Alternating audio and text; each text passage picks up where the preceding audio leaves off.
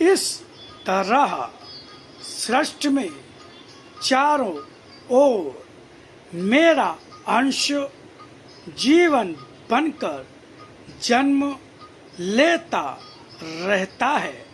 तुम उसे देख पाओ या न देख पाओ, मगर है तो सत्य ही। हवा की ठंडक, हवा की गर्मी, ये सभी और सभी स्थानों पर रहकर मेरी सर्वव्यापकता का परिचय ही तो है। मेरी सर्वव्यापकता को उन रूपों के द्वारा मिलते स्पर्श में मुझे अनुभव करो।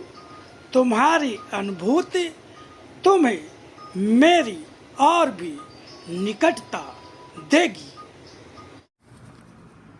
आदरणीय सम्मानित मित्रों, इस वीडियो में जो भी आपने सुना और आगे सुनेंगे वो साक्षात भगवान की ही वाणी है। भगवान ने स्वयं कहा कि आज फिर से लिपि रूप में आकर अपनी वाणी के ज्ञान के रूप में उसी गीता को जो कृष्ण रूप में अर्जुन को सुनाई थी, फिर से सरलतम भाषा में सुनाता जा रहा हूँ। मित्रों, भगवान ने हम सबको आदेश दिया जन जन तक इस वाणी के ज्ञान को पहुँचाने का, प्रचार प्रसार करने का।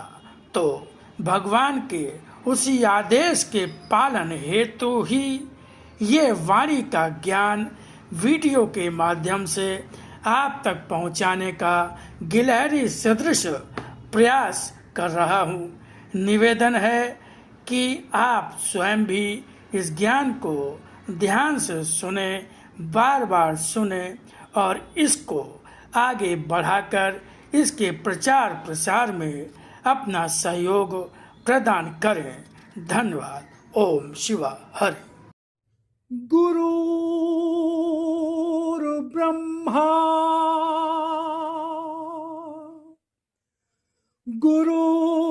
गुरुर्विष्णु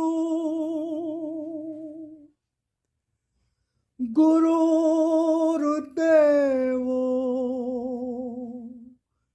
महेश्वरा गुरुर्साक्षात् परब्रह्म तस्मै श्री गुरुवे नमः।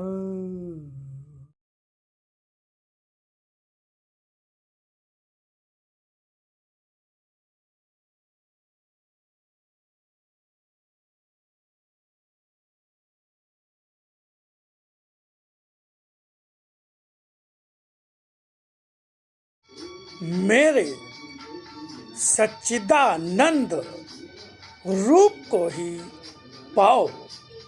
मनुष्य कितने भी रूपों में मेरी पूजा करता हो, मगर उसके चित्त में आनंद नहीं है। हर समय दुखी, चिंतित या भयग्रस्त है। इसका कारण क्या?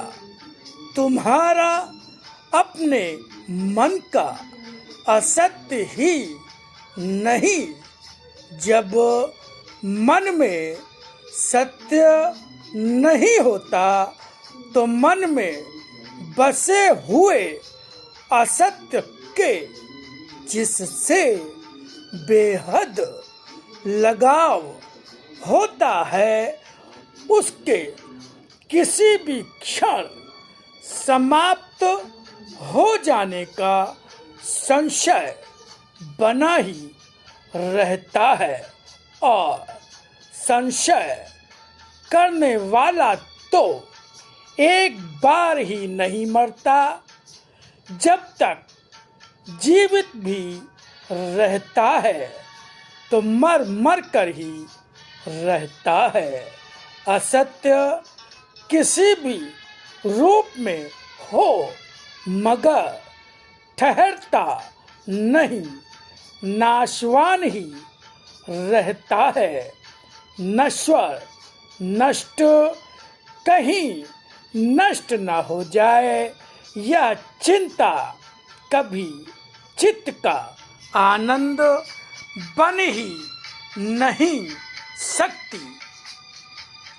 सच्चिदानंद रूप को क्या जानते हो कि किस लिए तुम संसार वालों ने मुझे यह नाम दिया?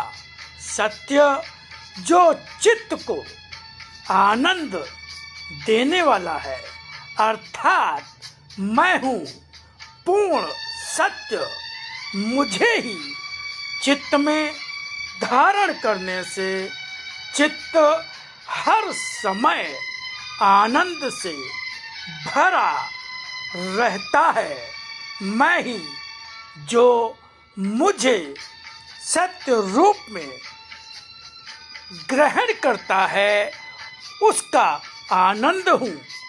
जो दुखी मन से दुख भरा स्मरण करता है मेरा, उसके मन का दुख हरने वाला भी मैं ही हूँ। जो मुझे स्वीकारता है उसके स्वीकार को स्वीकार करने वाला भी मैं ही हूँ। इस ज्ञान को धारण करने वाले को जीवन में सहज ही विवेक, बुद्धि, समत्व, एक निष्ठता, अनासक्त भाव और निष्पृहता प्राप्त हो जाती है। और यह प्राप्त हो जाए तो मनुष्य योगी बन जाता है। योगी को संसार में प्रत्येक रूप में मैं ही दिखाई देता हूँ।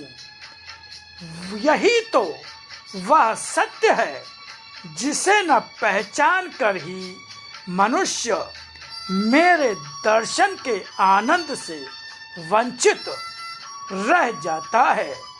जब तक बुद्धि में ज्ञान का प्रकाश स्थिर नहीं हो जाता, तब तक वस्तुओं की अनेकता और मलिनता का चिंतन होता ही रहता है।